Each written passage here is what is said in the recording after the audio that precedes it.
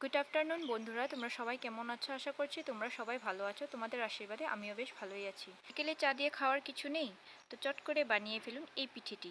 এই পিঠেটি বানানোর আগে চালটা 1 ঘন্টা আগে ভিজিয়ে রাখবেন। তারপর মিক্সচার গ্রাইন্ডে সুন্দর করে পেস্ট করে নেবেন।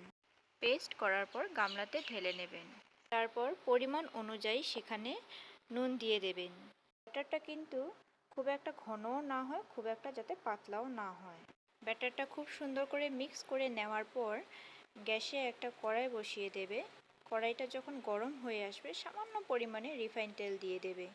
তেলটি গরম হয়ে যাওয়ার পর সে বানিয়ে রাখা মিশ্রণটি কড়াইতে দিয়ে দেবে আর সুন্দর করে পাতলা করে কড়াইটিতে ছড়িয়ে দেবে গোল করে। তারপর তাতে ঢাকনা দিয়ে দেবে 2 থেকে 3 মিনিট পর্যন্ত। বাড়িতে যদি নারকেল কুড়োনো থাকে এই পিঠেটিতে কিন্তু অ্যাড করে দিতে পারেন, কিন্তু আরও দুর্দান্ত হবে। 2 থেকে 3 মিনিট হয়ে যাওয়ার পর ঢাকনাটি সরিয়ে পিঠেটিকে উল্টে দেবে। যখন দেখবে পিঠেটি হয়ে আসছে তারপর নামিয়ে নেবে। চায়ের সাথে গরম গরম এই পিঠেটি একবার খেয়ে দেখবে দুর্দান্ত লাগে। তাদেরকেও দুধের সাথে এই পিঠেটি দিতে পারেন, বাচ্চাদের পেটও ভরবে, মনও ভরবে। Thank you.